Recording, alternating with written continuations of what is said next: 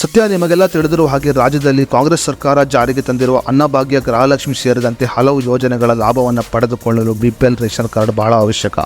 BPL ration card ಇಲ್ಲದಿದ್ದರೆ ಹಲವು ಸರ್ಕಾರಿ ಯೋಜನೆಗಳ ಲಾಭವನ್ನು ಪಡೆಯಲು ಸಾಧ್ಯವಿಲ್ಲ ಮತ್ತು ಸರ್ಕಾರಿ ಯೋಜನೆಗಳಿಗೆ ಅರ್ಜಿಯನ್ನು ಕೂಡ ಸಲ್ಲಿಸಲು ಸಾಧ್ಯವಿಲ್ಲ. ಕಳೆದ 1.5 ವರ್ಷಗಳಿಂದ ಹೊಸ ರೇಷನ್ ಕಾರ್ಡ್ ಅರ್ಜಿಯನ್ನು ರಾಜ್ಯ ಸರ್ಕಾರ ಸ್ಥಗಿತ ಮಾಡಿತ್ತು.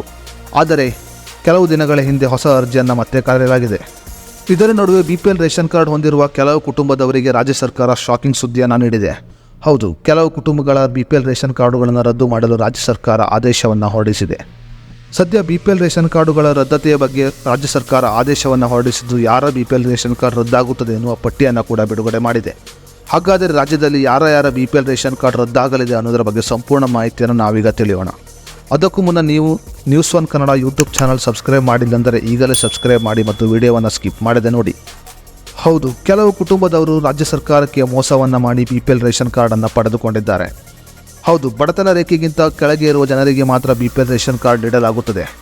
ಆದರೆ ಕೆಲವು ಕುಟುಂಬದವರು ಸುಳ್ಳು ಮಾಹಿತಿಯನ್ನು ನೀಡಿ ಬಿಪಿಎಲ್ ರೇಷನ್ ಕಾರ್ಡ್ ಪಡೆದುಕೊಂಡಿರುವುದು ಸರ್ಕಾರದ ಗಮನಕ್ಕೆ ಬಂದಿದೆ.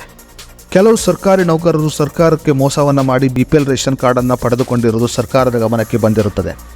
ಅಂಥ ಕುಟುಂಬಗಳ ರೇಷನ್ ಕಾರ್ಡುಗಳನ್ನು ರದ್ದತಿ ಮಾಡುವುದರ ಜೊತೆಗೆ ಅವರಿಗೆ ದಂಡವನ್ನು ವಿಧಿಸಲು ರಾಜ್ಯ ಸರ್ಕಾರ ಆದೇಶವನ್ನು ಹೊರಡಿಸಿದೆ. ಅದೇ ರೀತಿಯಲ್ಲಿ ಪ್ರತಿ ವರ್ಷ ತೆರಿಗೆ ಪಾವತಿ ಮಾಡುವವರು ಕೂಡ ರೇಷನ್ ಕಾರ್ಡುಗಳನ್ನು ಹೊಂದಿರುವುದು ಸರ್ಕಾರದ ಗಮನಕ್ಕೆ ಬಂದಿದ್ದು, ಇಂಥ ಜನರ ರೇಷನ್ ಕಾರ್ಡುಗಳನ್ನು ರದ್ದು ಮಾಡಲು ಆದೇಶವನ್ನು ಹೊರಡಿಸಲಾಗಿದೆ.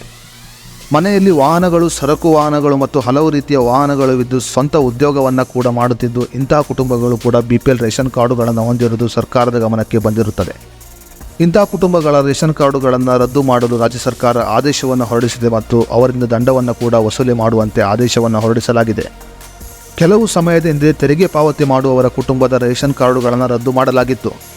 ಆದರೆ ಅಂಥ ಕುಟುಂಬದವರು ತೆರಿಗೆ ಪಾವತಿ ಮಾಡುವವರ ಹೆಸರನ್ನು ಡಿಲೀಟ್ ಮಾಡಿ ಉಳಿದವರ ಹೆಸರಿನಲ್ಲಿ ಬಿಪಿಎಲ್ ರೇಷನ್ ಕಾರ್ಡ್ ಮಾಡಿಸಿಕೊಂಡಿರುವುದು ಸರ್ಕಾರದ ಗಮನಕ್ಕೆ ಬಂದಿದೆ. ಈ ಕಾರಣಗಳಿಂದ ಎಚ್ಚೆತ್ತುಕೊಂಡಿರುವ ರಾಜ್ಯ ಸರ್ಕಾರ ಅಂತಹ ಕುಟುಂಬಗಳ ರೇಷನ್ ಕಾರ್ಡುಗಳನ್ನು ಮತ್ತೆ ರದ್ದು ಮಾಡಲು ಆದೇಶವನ್ನು ಹೊರಡಿಸಿದೆ. ಬಿಪಿಎಲ್ ರೇಷನ್ ಕಾರ್ಡುಗಳನ್ನು ಬಡವರಿಗೆ ಮತ್ತು ಬಡತನ ರೇಖೆಗಿಂತ ಕೆಳಗಿನವರಿಗೆ ಮಾತ್ರ ನೀಡಲಾಗುತ್ತದೆ. ಆದರೆ ಕೆಲವರು ಸರ್ಕಾರಕ್ಕೆ ನಕಲಿ ದಾಖಲೆಗಳನ್ನು ನೀಡಿ ಬಿಪಿಎಲ್ ರೇಷನ್ ಕಾರ್ಡ್ ಮಾಡಿಸಿಕೊಂಡಿದ್ದು, ಅಂತಹ ಬಿಪಿಎಲ್ ರೇಷನ್ ಕಾರ್ಡುಗಳನ್ನು ರದ್ದು ಮಾಡಲು ಸರ್ಕಾರ ಆದೇಶವನ್ನು ಹೊರಡಿಸಿದೆ.